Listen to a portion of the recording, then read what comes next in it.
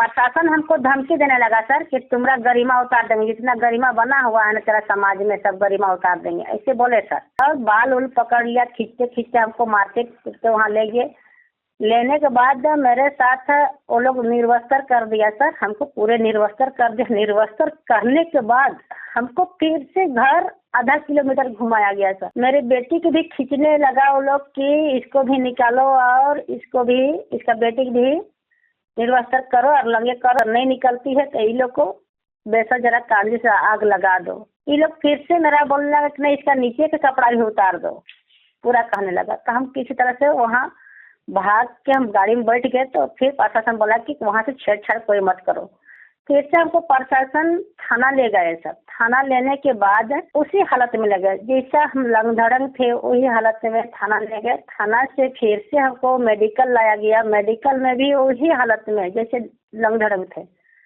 फिर से हमको थाना लेके हॉस्पिटल से फिर थाना ले गए। थाना में हमको बैठा के समझाता क्यों कर रहा है बड़ा बाबू और हरीश कुमार जो सीओ थे यहाँ का अंचल का पदाधिकारी वो, और यहाँ का बड़ा बाबू बोलने लगा कि ललित तुम केस मत करो, भाई बहन की तरह रहो, कल रक्षाबंधन है, राखी उखी बांधो, केस मत करो, जो हुआ उसको भूल जाओ। उसके बाद में फिर से मेरी बेटी बोलने लगी कि मम्मी हम लोग जिंदा रह के कोई फायदा नहीं, हम लोग को मान सम्मान बेइज्जत कर रहे जी क्या करेंगे, चलो हम लोग मर जाएंगे, ऐसे करके बोलने लगे। तो हम बोले कि रुको बेटा, कुछ न कुछ सब तो निकलेगा ना। फिर से हम एक मेरी दोस्त थी रांची में, उसको फोन किए तो बोले कि तुम काहे मरने के लिए को बता रही है। हम बोले क्या करेंगे, हम लोग के साथ कोई दे नहीं रहा है, इतना बड़ा घटना हो गया तो क्या करेंगे।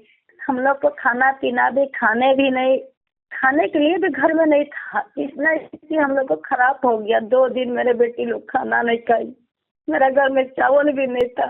जिला परिषद वहाँ आई थी, एक महिला होके सर वो हंस रही है। हम बोले दीदी, हाथ जोड़ के हम बोले कि दीदी मदद करो ना, कुछ बोलो ना, कुछ बोलो, आप एक प्रतिनिधि है, कुछ तो बोलो ना। मगर हमको उसका सामने हमको लात मार रहा है सर, मगर वो कुछ भी नहीं बोली। जानते हो हम रोते रहे, बिलखते रहे। हाँ हेलो।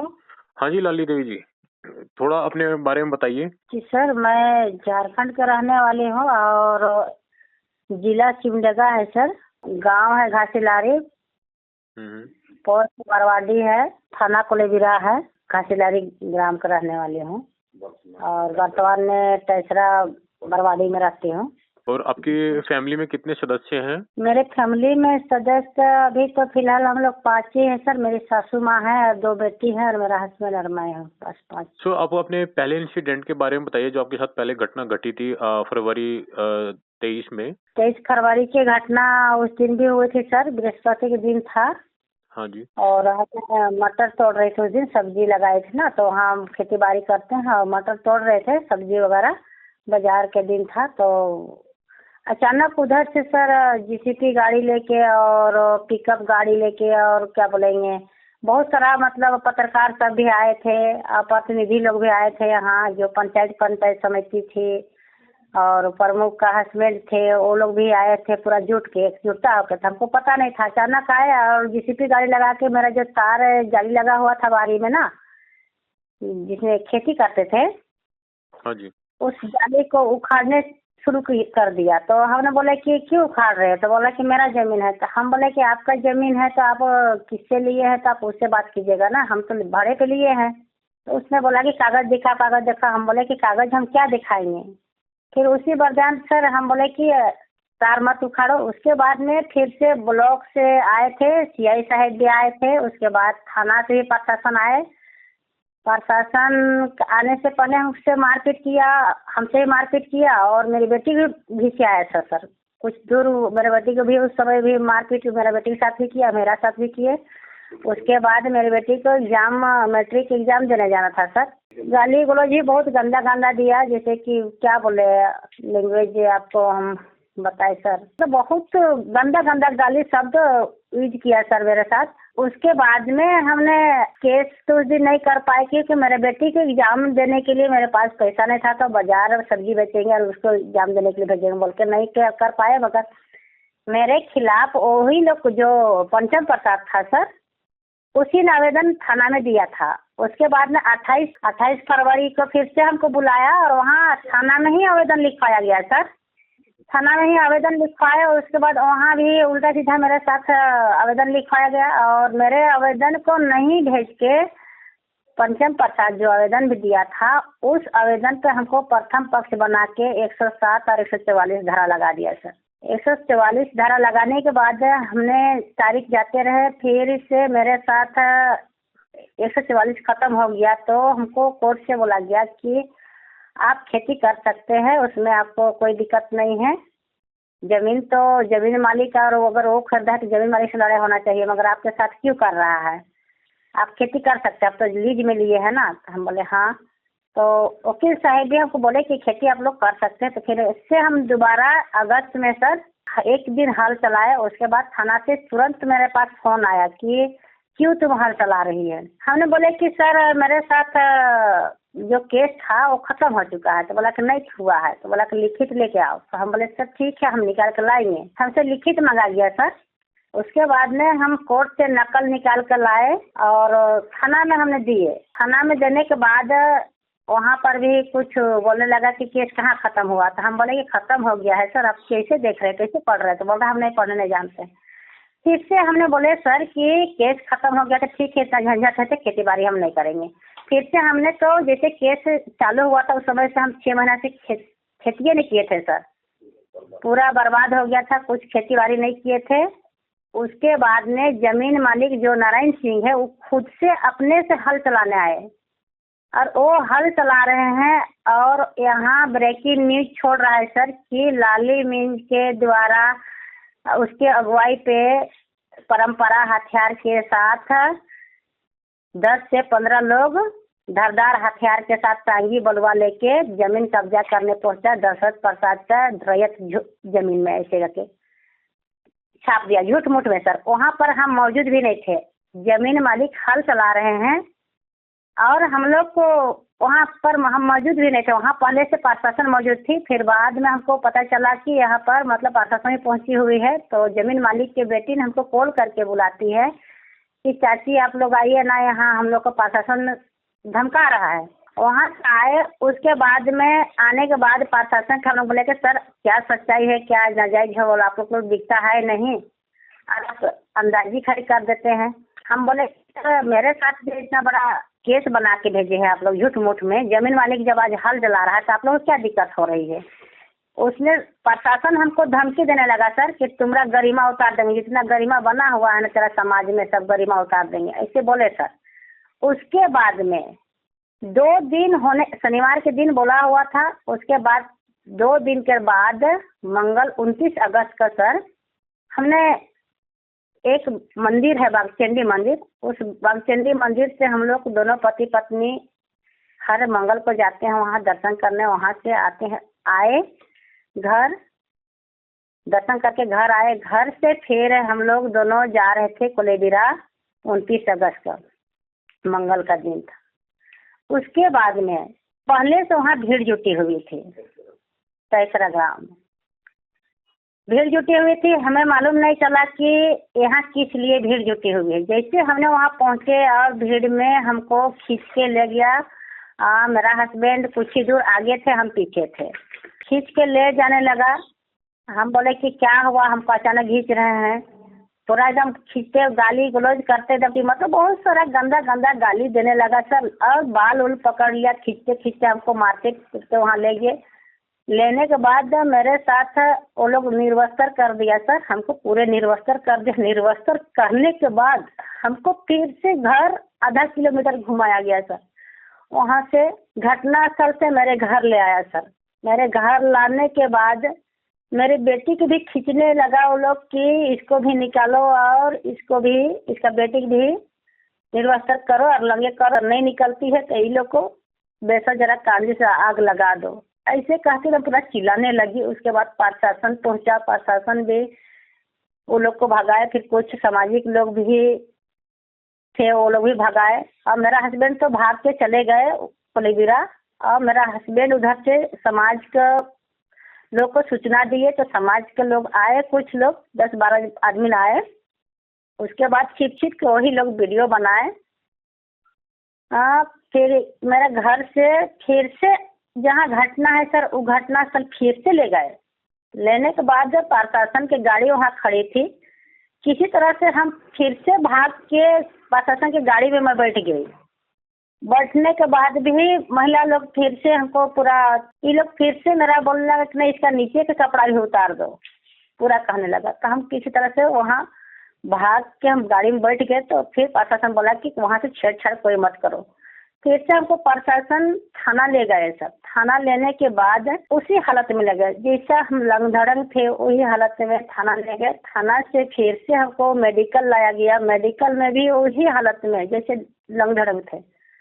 फिर से हमको थाना लेके हॉस्पिटल से फिर थाना ले गए। थाना में हमको बैठा के समझाता क्यों कर रहा है बड़ा बाबू और हरीश कुमार जो सीओ थे यहाँ का अंचल का पदाधिकारी, वो और यहाँ का बड़ा बाबू बोलने लगा कि ललित तुम केस मत करो, भाई बहन की तरह रहो, कल रक्षाबंधन है, राखी उखी बांधो, केस मत करो, जो हुआ उसको भूल जाओ। हम बोले सर इतना बड़ा घटना हो गया और हम कैसे भूलेंगे सर, इतना हमको अगर उतने ही भाई बहन का रिश्ता अगर रहता तो किसी बहन के क्या वो इज्जत और बेइज्जत करता।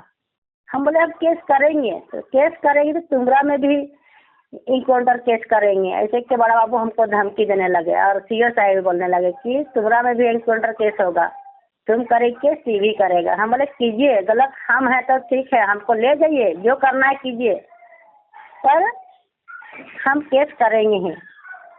फिर केस करने नहीं दिए। 7 बजे रात को फिर से हमको वहाँ से समझाया था कि तुम केस मत करो, तुमको हम लोग जमीन दिला देंगे, जितना चाहिए उतना देंगे। हम बोले कि जमीन हम क्या करेंगे, तुमको यहाँ जगह से अच्छा हम सिमजगा में देंगे। हमको लालसा दे रहा था जमीन को। हम बोले जमीन हम क्या करेंगे, दो मेरी बेटी है तो जमीन हम क्या करेंगे, हमको जमीन से मतलब नहीं है। फिर से दूसरे दिन गांव में जहाँ लड़ाई हुआ था तेसरा ग्राम में, वहाँ फिर से मीटिंग रखा वो लोग और हमको बुला रहे थे कि तुम मीटिंग में आओ समझौता करने के लिए। हमें नहीं गए सर, उस दिन आवेदन नहीं लिए।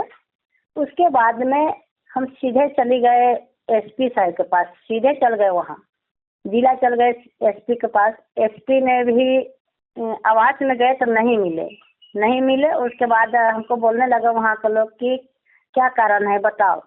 हम बोले कि कारण क्या है, हम जिस हालत में थे लंगधड़ंग हालत में, बस वही हालत में हम चल गए। फिर हम एक चुन्नी ओढ़े थे, उसके बाद ढकाए थे चादर, वो चादर हम घर को दिखा दिए तो बोला छिपाने लगा कि हरा। फिर बोला कि एसपी साहब को फोन करके बोला कि नहीं ऐसे थाना में है, वहाँ चले जाओ, वहाँ बुला रहे हैं। फिर यहाँ आए, एसपी साहब मिले, आवेदन दिए। एसपी साहब बोल रहा है कि दूसरे की जमीन को कब्जा करके क्यों रखी है। हम बोले सर जमीन का हम तो कब्जा किए नहीं है, हम तो खेती बाड़ी कर रहे हैं, जमीन का हम कब्जा कहाँ किए हैं। कैसे बोला ठीक है जाओ देखते हैं। उसके बाद हमको भेज दिए। भेजने के बाद 30 तारीख को हम वहाँ गए थे। फिर भेजने के बाद कोई ऐसा कार्रवाई नहीं हुआ। उसके बाद में एक फिर से हम दोबारा गए इसी थाना में, वहाँ भी फोन करके बोला गया कि रिसीविंग मत दो। कहीं से हमको कोई रिसीविंग नहीं दिए। उसके बाद में हम जाए तो जाए कहाँ, किसके पास जाए। महिला थाना में भी गए तो महिला थाना में भी वही हालत हो गया कि रिसीविंग मत दो।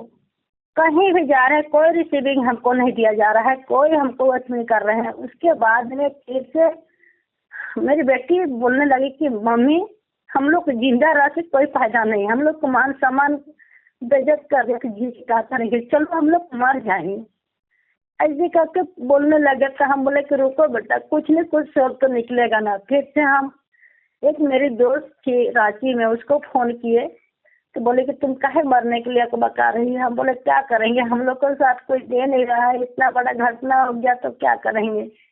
बोला कि कानून है ना, कानून लड़ेगा। हम बोले कानून भी तो अंधा है कि हम लोग को सपोर्ट करने छोड़ के अपराध को सपोर्ट कर रहा है। अभी गरीब तो कहाँ कौन सपोर्ट कर रहा है। फिर से हमको बोला कि तुम रांची आओ। फिर रांची गए। फिर हमको मिले अचानक मेरी दोस्त एक और है। उसके बाद वहाँ गया, वहाँ से फिर बोला कि एक आवेदन, हम लोग को खाना पीना भी खाने भी नहीं खाने के लिए भी घर में नहीं था। इतना स्थिति हम लोग को खराब हो गया। 2 दिन मेरे बेटी लोग खाना नहीं खाई, मेरा घर में चावल भी नहीं था। फिर किसी तरह से दूसरे से फिर फोन करके मंगवाए, उसके बाद हम लोग खाना वाना मेरा घर में पकाया और हम लोग खाए पिए। उसके बाद में धीरे धीरे करके फिर मेरी दीदी है, वो दीदी फिर चावल ला दी, फिर से मेरा घर में खाना पकने लगा। फिर हम बोले कि नहीं कुछ करेंगे तो कहाँ कर, इधर उधर जाते थे उस समय भी हम लोग को डर था। कहीं भी जाते थे हम लोग को रात में भी दरवाजा डाका पत्थर मारता था। हम लोग को निकलना रहना हराम हो गया था। हम लोग सोचने लगे कि कैसे रहे कैसे जिए। फिर रांची में हम 8 तारीख को गए। फिर स्पीड पोस्ट में हम डीजीपी के पास, आरएसपी के पास फिर से आवेदन दिए। फिर भी कुछ कार्रवाई नहीं हुआ।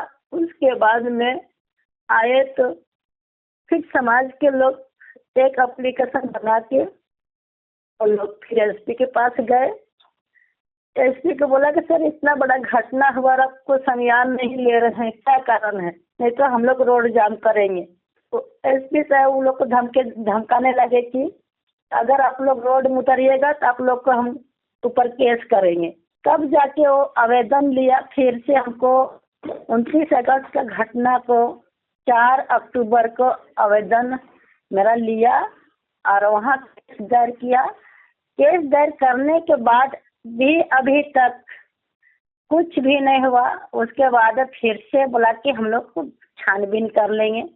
छानबीन करने के बाद गवाही लोग को नाम लिखे। यहाँ 3 दिसंबर को एसडीपीओ साहब आए थे और जो भी था यहाँ देखा था वो लोग को बयान लिए। उसके बाद में 22 अगस्त को फिर एसपी, एसडीपीओ, एसएससी थाना का बड़ा बाबू, कोलीबिरा थाना का बड़ा बाबू, पूरे प्रशासन फिर से जहाँ घटना स्थल था वहाँ पर पहुँचे और यहाँ पर भी बयान लिए हमसे।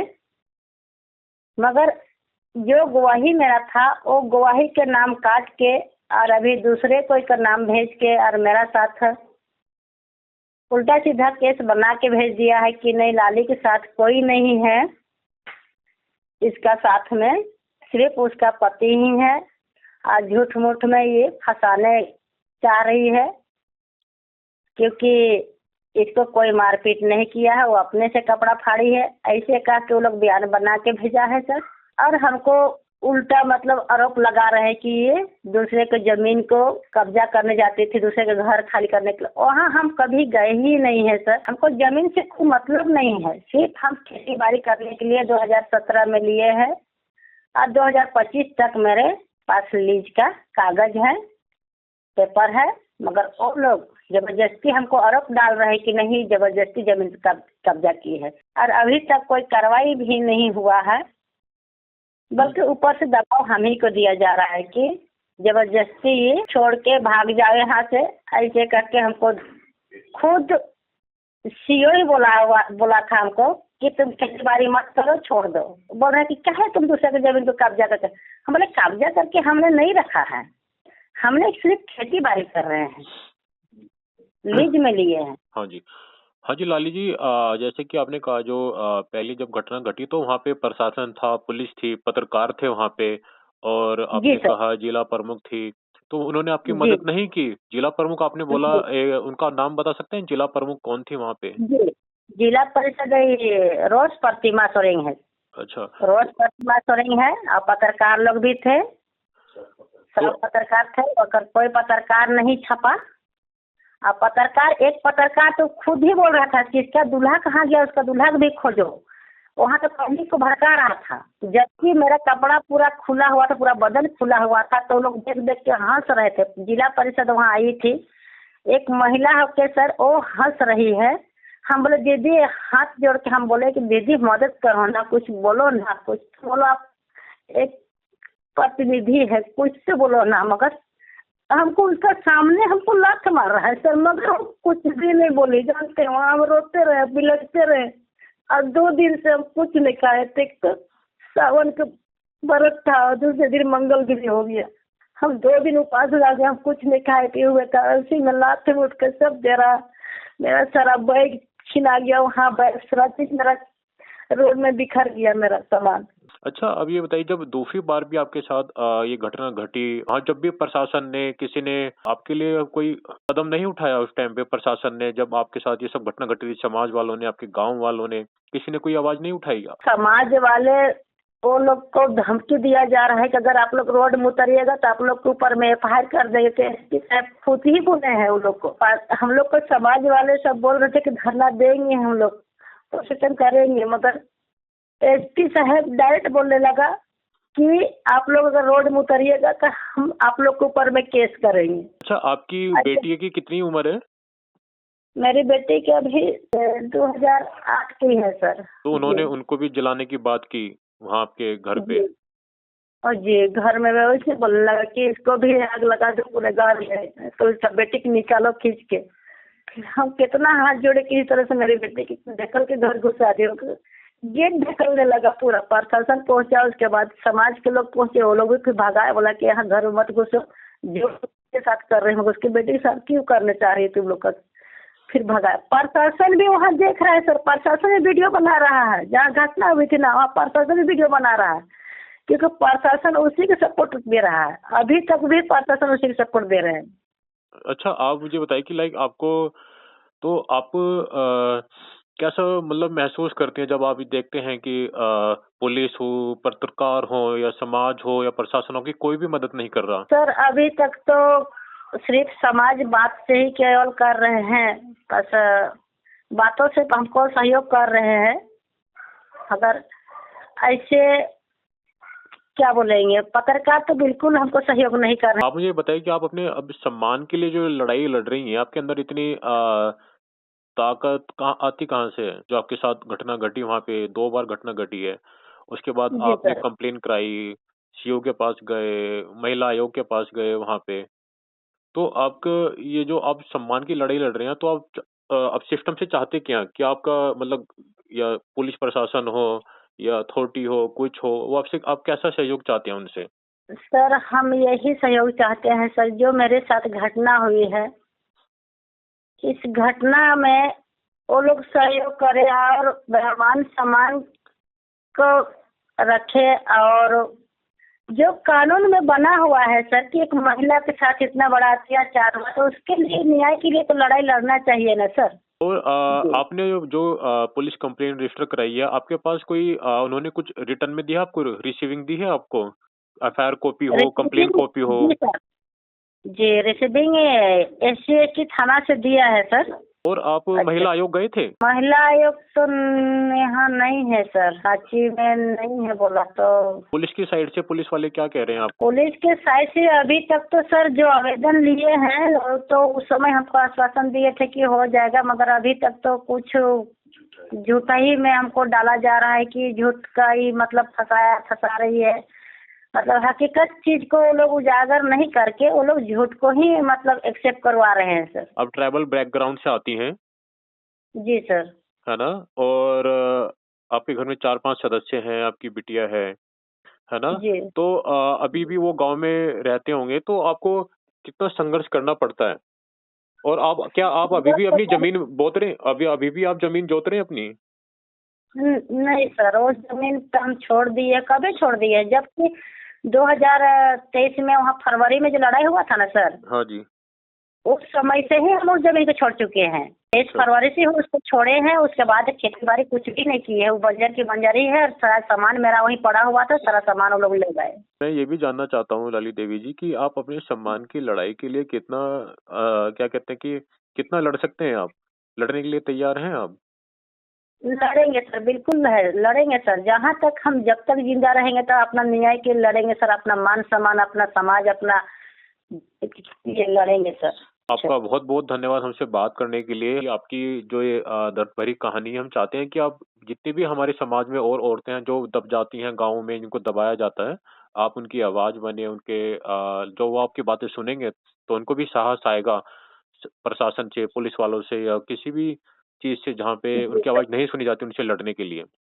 जी सर, इसीलिए हम लड़ाई लड़ते चाह रहे हैं सर, क्योंकि महिला लोग के साथ इतना बड़ा अत्याचार होता है, सभी लोग डर से छिप जाते हैं। मगर हम कितने दिन डर के मकसद में जिएंगे सर? जब तक हम लड़ाई नहीं लड़ेंगे तो हम कैसे अपना अधिकार पाएंगे सर, बताइए।